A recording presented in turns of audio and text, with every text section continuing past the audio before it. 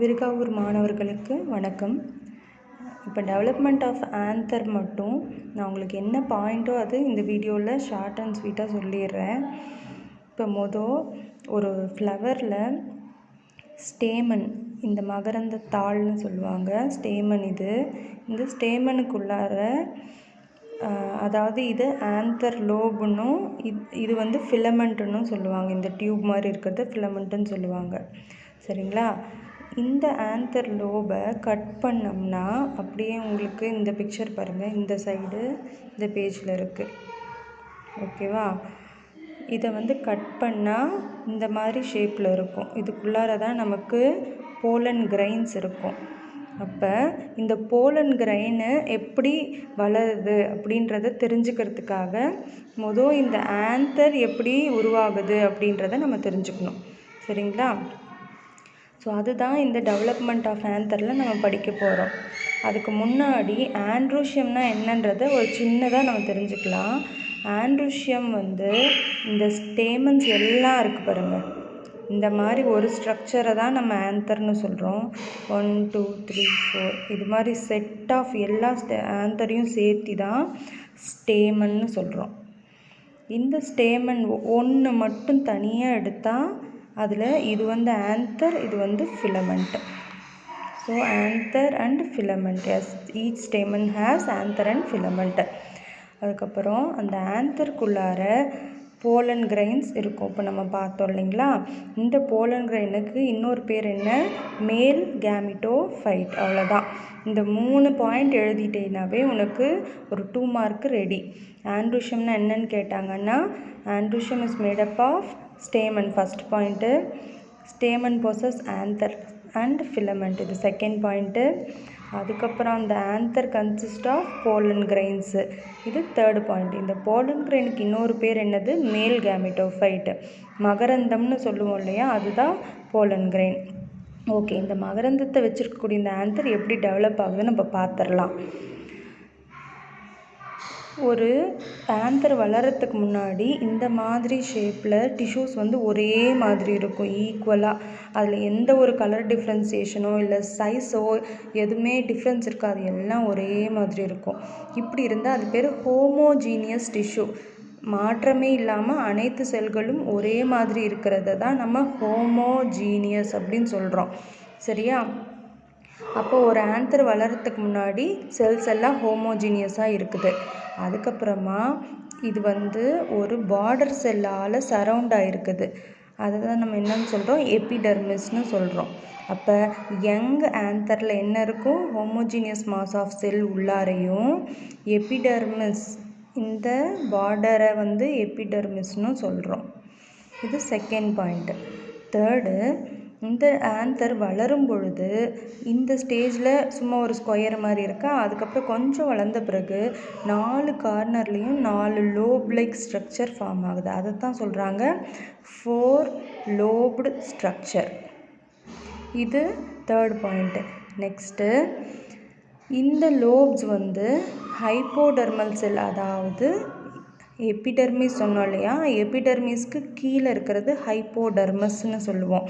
அந்த ஹைப்போடெர்மல் செல் என்னவா ஆகுதுங்களா?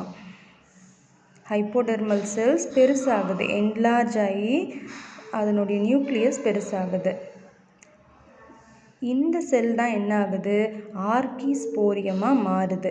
ஆர்கிஸ்போரியம் ரொம்ப இம்பார்ட்டண்ட், ஏன்னா ஃப்யூச்சரில் இதுதான் நமக்கு தேவையான போலன் கிரைனாக கன்வெர்ட் ஆக போகுது. சரிங்களா? இது 5th பாயிண்ட்டு. தென் இந்த ஆர்கிஸ்போரியல் செல்ஸ் வந்து எப்படி டிவைட் ஆகுதாமா? பெரிக்ளைனல் டிவிஷன் ஆகுது.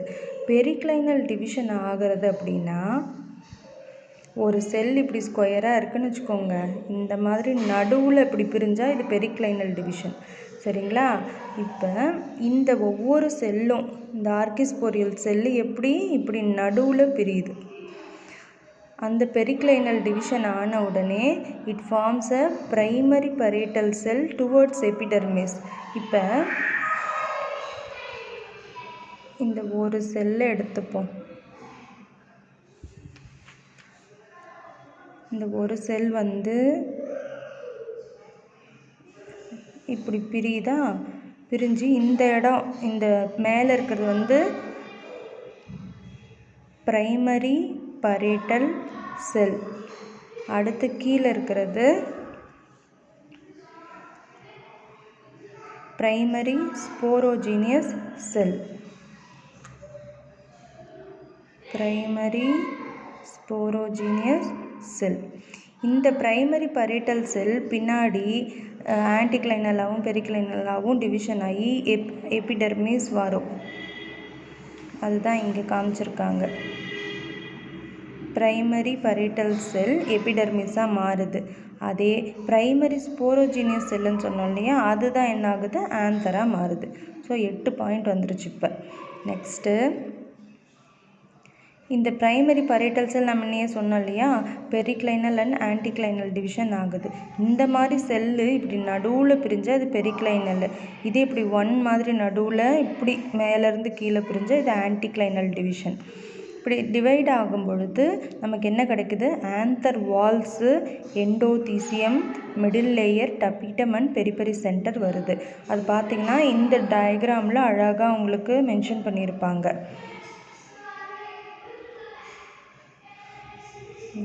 ஆந்தர் வால், அதுக்கு அடுத்து எண்டோதீசியம், அதுக்கப்புறம் மிடில் லேயர், தென் அந்த மிடில் லேயருக்கு அடுத்து டபீட்டமும் சென்டர், பெரிபெரி சென்டர். இந்த டபீட்டம் வந்து இங்கே இருக்கிறது.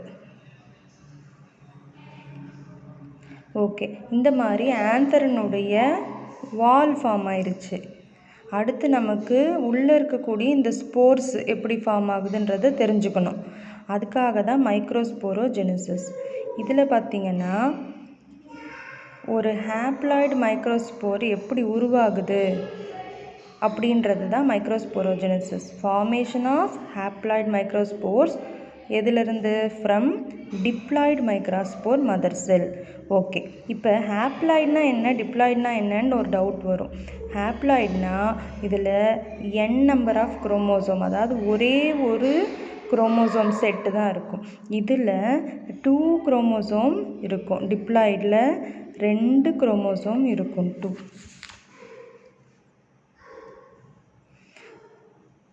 ஸோ இதை வந்து நம்ம சிங்கிள் ஒரு n மட்டும் போட்டு ஹேப்ளாய்டுன்னு குறிப்போம். டிப்ளாய்டுனா 2n போடுவோம். சரியா? அப்போ இந்த ஒவ்வொரு செல்லுலேயும் ஒரு செட் ஆஃப் குரோமோசோம், ஒரே குரோமோசோம் தான் இருக்கும். ஆனால் இதில் 2 குரோமோசோம் இருக்கும். சரிங்களா? ஸோ ஒரு 2 குரோமோசோம் இருக்கக்கூடிய செல்லு என்னவா மாறுதுங்களாமா, ஒரு சிங்கிள் குரோமோசோம் இருக்கக்கூடிய ஹேப்ளாய்டு செல்லாக மாறுது.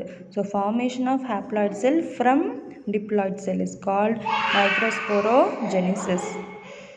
ஓகே, நெக்ஸ்ட்டு இப்போ இந்த மைக்ரோஸ்போரோஜெனிசிஸ், அதாவது இந்த 2n செல்லேருந்து இந்த சிங்கிள் n செல் எப்படி வருதுன்றது தான் இங்கே கீழே எழுதுகிறாங்க.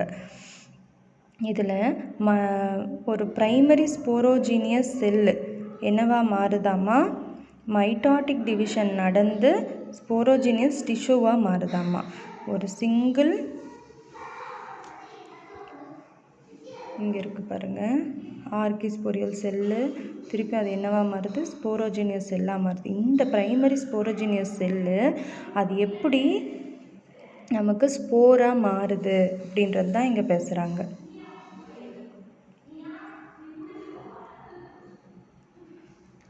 A primary sporogenous cell undergo mitotic division to form sporogenous tissue. ஒரு செல், சிங்கிள் செல் டிவைட், என்ன டிவிஷன், மைட்டாட்டிக் டிவிஷன் நடந்து, அது இந்த இடம் தப்பு பண்ணக்கூடாது, மைட்டாட்டிக் டிவிஷன் நடந்து அது ஸ்போரோஜெனஸ் டிஷ்யூவாக மாறுது. கடைசியாக அது என்ன ஆகுது, மைக்ரோஸ்போர் மதர் செல்லாக கன்வெர்ட் ஆகுது. இந்த மைக்ரோஸ்போர் மதர் செல் தான் நம்ம என்னன்னு சொன்னோம், 2n டிப்ளாய்டு அப்படின்னு சொல்லியிருக்கிறோம். சரிங்களா? அப்போ ஈச் மைக்ரோஸ்போர் மதர் செல், ஒவ்வொரு மைக்ரோஸ்போர் மதர் செல்லும் எத்தனை தருதுங்களாமா, 4 ஹேப்ளாய்டு மதர் செல்லு தருது. ஸோ நம்ம முன்னே இங்கே படித்தோம், டிப்ளாய்டு மதர் செல்லேருந்து ஹேப்ளாய்டு மதர் செல் வரது தான் மைக்ரோஸ்போரோஜெனிசிஸ்னு. அதை தான் இங்கே சொல்லியிருக்காங்க, அவ்வளோதான் டீட்டெயிலாக. அதுக்கப்புறமா இந்த மைக்ரோஸ்போர்ஸு கொஞ்ச நாள் கழித்து இந்த டிவிஷன் நடக்கும் பொழுது என்னவா மாறுது, போலன் கிரெயினாக மாறுது. அதுதான் இந்த பாயிண்டில் சொல்லியிருக்காங்க. ஸோ இதில் பார்த்திங்கன்னா 10 பாயிண்ட்ஸ் இருக்குது. First homogeneous mass of cell, அந்த மாஸ் ஆஃப் செல் வந்து எபிடர்மிஸால் சரவுண்ட் ஆகிருக்கு, அது செகண்ட் பாயிண்ட். தேர்டு வந்து ஹோமோஜீனியஸாக இருந்தது கொஞ்ச நாள் கழித்து டிவிஷன் ஆகி 4 லோப்டாக மாறுது, அதாவது 4 கார்னர் உள்ள 4 லோப்ஸாக மாறுது, இப்படி ஒரு ஸ்கொயராக இருந்தது. இது தேர்ட் பாயிண்ட். ஃபோர்த் வந்து ஒவ்வொரு லோப்லையும் ஹைப்போடர்மல் செல், அதாவது இந்த எபிடர்மிஸ்க்கு கீழே இருக்கிறது என்னவா மாறுது, ஆர்கிஸ்போரியல் செல்லாக மாறுது, அது ஃபோர்த் பாயிண்ட். நெக்ஸ்ட்டு இந்த ஆர்கிஸ்போரியம் எல்லாமே நமக்கு பெரிக்ளைனல் டிவிஷன் ஆகி பிரைமரி பரைட்டல் அப்புறம் ஸ்போரோஜீனியஸ் செல்லாக, அதாவது எபிடர்மிஸ் அண்ட் ஸ்போரோஜீனியஸ் செல்லாக மாறுது. ஸோ இந்த மாதிரி நான் இங்கே மார்க் பண்ணியிருக்கிறேன். 1 2 3 4 தென் 4க்கு அப்புறம் 5 6 7 8 9 and 10 பாயிண்ட்ஸ் தான். இந்த 10 பாயிண்ட்ஸு ப்ளஸ் இந்த மைக்ரோஸ்போரோஜெனசிஸ்ன்ற இந்த டெஃபினிஷன் இது வரைக்குமாவது அட்லீஸ்ட் எழுதணும். அதுக்கப்புறம் இந்த ஸ்போரோஜினஸ் டிஷ்யூ உருவாகி ஒவ்வொரு மதர் செல் எம்எம்சி மைக்ரோஸ்போர் மதர் செல்லில் இருந்து டெட்ரட் 4 ஹேப்ளாய்டு மைக்ரோஸ்போர்ஸ் வருது. அதுக்கப்புறம் இந்த ஸ்போர்ஸ்லேருந்து போலன் கிரெயின்ஸ் வருது அப்படின்னு நீ சொல்லணும், அவ்வளோதான். ஸோ மைக்ரோஸ்போர் மதர் செல்,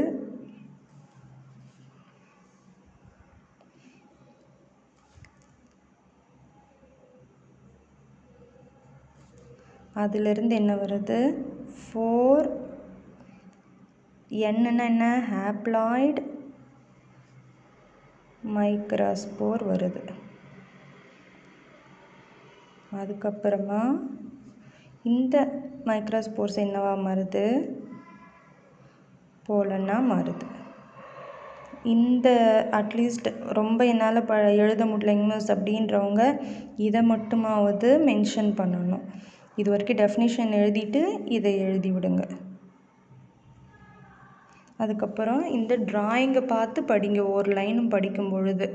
ஃபஸ்ட்டு 2 பாயிண்ட்டுக்கு இந்த ட்ராயிங்கு, அதுக்கடுத்து 2 பாயிண்ட்டுக்கு இந்த ட்ராயிங், நெக்ஸ்ட் 2 பாயிண்ட்டுக்கு இது. ஸோ இந்த 3 ட்ராயிங்கும் நீங்கள் போட்டிருக்கணும்.